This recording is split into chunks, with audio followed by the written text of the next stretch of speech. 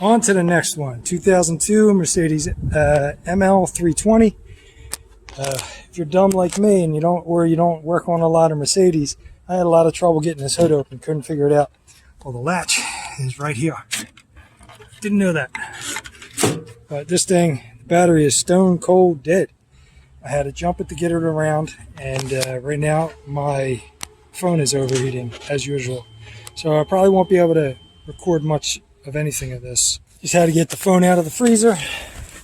Let it do its scan. That's probably going to be mostly all codes about power supply because the battery was so dead, but hopefully there's some information in there. The battery was completely dead when I shut it off. Wasn't even enough juice in there to power the key back on. So I'm hoping that if there was any code set from me driving this around the corner, that they're still in there. We will see. In the meantime, while this is scanning, pulled the cover off, take a visual.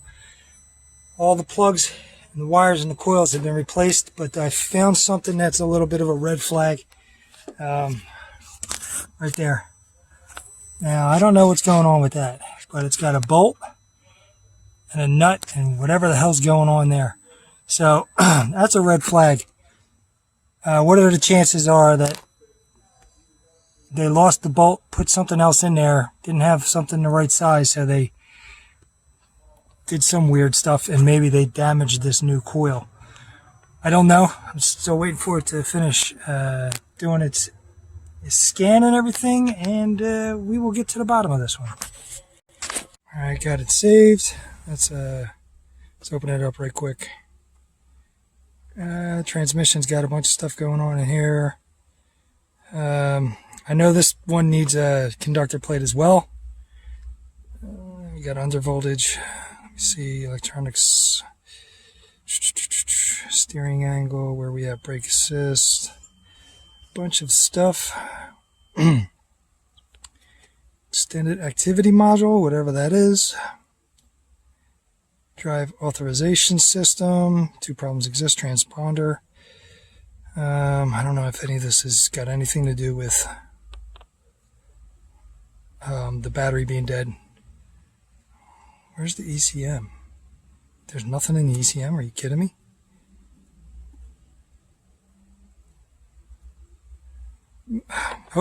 Maybe because it was so dead. Let's go in here and look. I don't think that battery can hold a charge. I think it's completely dead. Smooth engine running. Check smooth engine running. I know they don't call it misfire, I don't think, on Mercedes. Let me fart around in here. Well, this is like oil level and all that good stuff. So smooth engine, I'm assuming, is what I'm looking for here. So I'm going to select them all. Try to start this thing. Oh, it is dead. Let's see if I can get this thing to start. I might have to use my jump box to keep this thing running. That guy's not. Yeah, I gotta use the jump box. Alright, I'm in here on the ECM. I was a pain in the balls to get this thing started again. I had it running, I hit the gas and it stalled. So we got a bunch of misfires here. I'm letting it run for a while. I disconnected the battery and cleaned the terminal ends and everything. The battery's just so dead. He said it's a newer battery, but it's completely dead. So I'm going to have to run through these and see what I can see here. What do we got? 5, 6, 4, cylinder 5 damages TWC. I think that's the converter. I'm sorry, not torque converter. Catalytic converter. So it's probably turning off those cylinders. Alright, I'm going to just let it run, and I'm going to pop in here under generic. I want to see what the codes are under generic. And while I'm here, I want to see if I can see anything with all of this good stuff. Yeah, I don't know what any of that is. I don't know how to interpret that. Right now, I'm just going to go to generic. As suspected, I get, wow, I get better, a better idea here. You got 6, 5, and 4. I wonder if that's all on one bank. I'm gonna have to check and see the cylinder layout of this thing, and battery's so dead that I can't even do like a relative compression test on this. I might see if he'll let me throw a battery in this, so I can do that, but it's not looking like I'm going to be able to do a relative compression test with this battery in this condition. 4, 5, and 6 is on the same bank, which is the driver's side. I have to figure out how I'm going to test this. Let me see if I can get a battery thrown in this. If I can't get a battery put in this, I think I'm going to have to go in cylinder. Maybe I could check valve timing that way. We'll see. And just for reference, I don't really want to do this, but I'm going to rev it up. You hear the bog?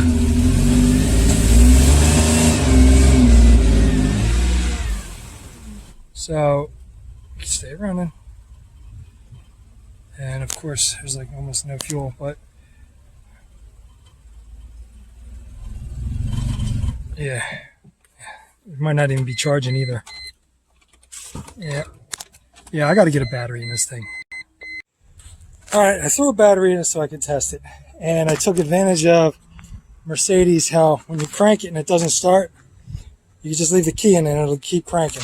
So I came in here, took out fuse 11, which is for some other stuff and then injectors and everything, and I disconnected number 1, and then with the test light while it was cranking, I was making sure I was getting spark, and I did the same thing on this side.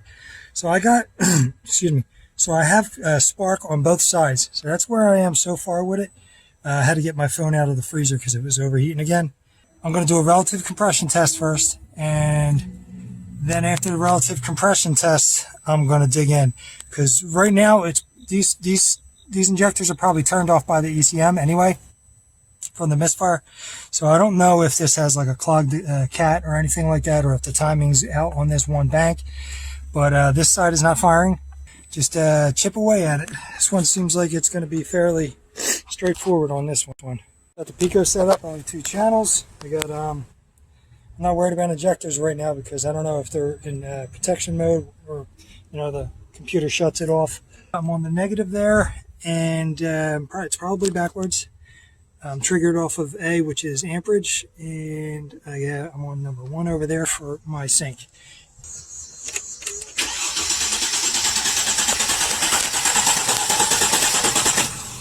Yeah, backwards on both. 1 second. Hopefully I got it right this time.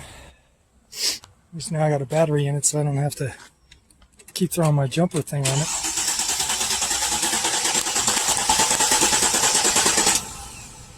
I don't like the way that looks. Maybe 3rd time's a charm. There you go. There you go. Here's my signal. I got it back probed into that with an attenuator on it. It is unreliable with my other thingamabob there. So I'm just going to pick like right around here. That should be 720. I'm going to just zoom in one here. All right, we'll just go right here. Okay. And this is number 1 spark plug. So that's 1, 2, 3, 4, 5, 6. Back to 1. So I got what appears to be fairly consistent compression. It looks like the other bank is lower. They all come down to about the same peak. Yeah, they all come down about the same peak, but you can see here, we throw a little filter on this. You can see a little better. It's a little bit there, there, and there. So it is low on the other bank. Firing order is bank to bank. This bank fires and that bank fires. So it's passenger side, driver side, passenger side, driver side, passenger you get the drift. So we do have a little bit lower compression in there. What I'm going to do now is I'm going to check for injector pulse, and that's where we're going to go next. Mecedes, they put the same color. They put the same color for their injectors on both sides. So I don't know which one's which, but I'll figure it out.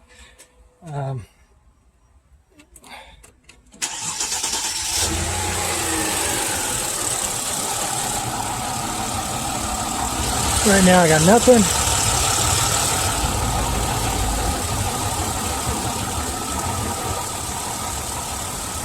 Let me turn this trigger off.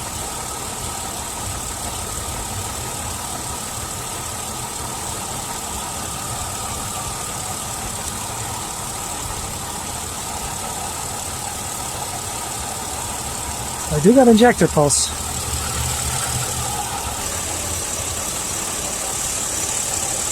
Alright, so that's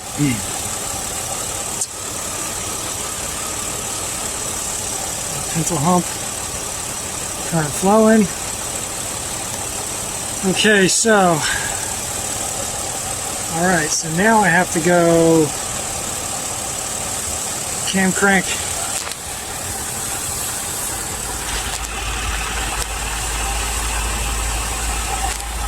Maybe in cylinder. We'll see. While I had it, I wanted to see what the coil amperage was. It's pretty high on these things, man. I don't know if that's normal. And they're up there. 14, 15, 16 amps. It's only a 15 amp fuse. I know it's only momentarily, but just wanted to see what these are doing. And they seem to look okay. I don't see no anomalies out of them. But I just wanted to see that. So I had it. Ain't no harm in that. Alright, see where I'm at now. Trying to think of direction to go with. My variables are that the injectors are not flowing, which I can do that test. I want to see if I can actually do it through the scan tool though, because these injector connectors are pretty much impossible to disconnect. So that's my option for that. And I wanted to do a cam crank correlation, but this only has one cam sensor, and it happens to be on the good side, which is unfortunate. So my last option would be to go in cylinder, go on both banks. Not at the same time, I only have one transducer, but go on each bank and compare the two. Bank 2 is lower on compression. So I should be able to see cam timing and see where the ignition falls. At the same time, I can rule out clogged cat. What I want to do now is I want to look on the scan tool and see if I actually can turn on the injectors one by one. And if that's the case, I'm just going to go that route first, just to rule that out. I know this vehicle's been sitting for years. So probably at least 2 years it's been sitting. Unfortunately, the injector test doesn't provide that usefulness. This is an easy way to find which cylinder is misfiring now if you wanted to do that, because you have to, prerequisite needs to be, engine has to be running. So I'm not going to bother with this test. I'm going to abandon that, and I'm going to go right to in cylinder. Cylinder number 4. It's not wet or fouled out.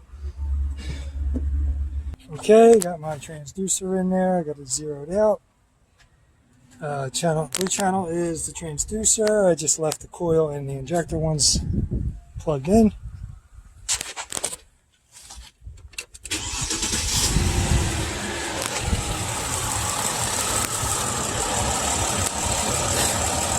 Okay, so that looks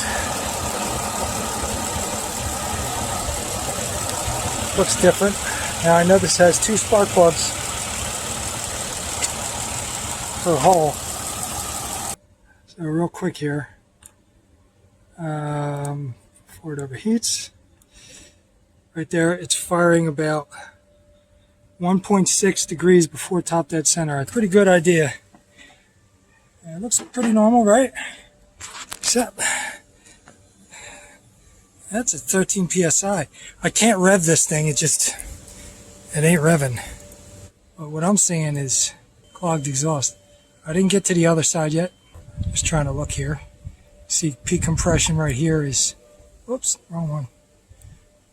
Let me turn this channel off. It shows better timing though this time. Get this a little bit better. Just about 8 degrees, but 13.5. I don't like that. So I have this saved already. So what I'm going to do is I'm going to go switch them over to the other side. I think it's going to friggin' rain, so I got to hurry up and do this. I'm going to switch it to the other side and see what a good side looks like. Here we go, moment of truth. All right, everything's switched over. I'm in cylinder 1, including the ignition coil. Let's start this bad boy up.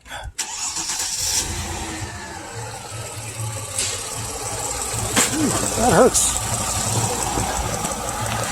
That looks a lot different. Okay. That's my proof right there. I'm going to stop it right here and I will show you. So I left the one cursor at 0, right, which is here.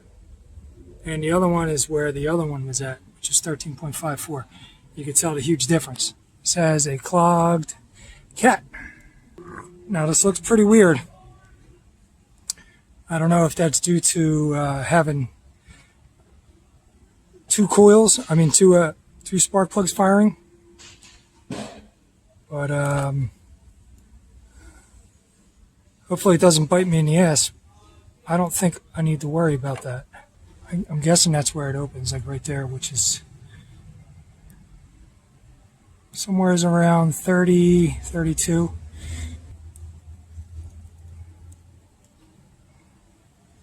It's about